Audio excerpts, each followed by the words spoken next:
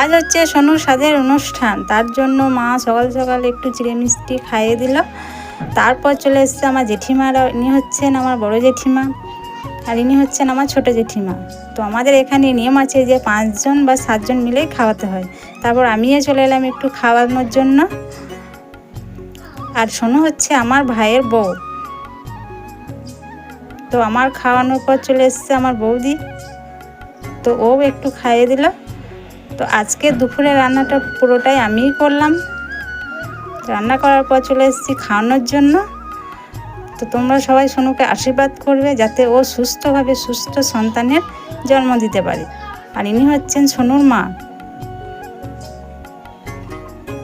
তারপর আমি একটু খাইয়ে দিলাম।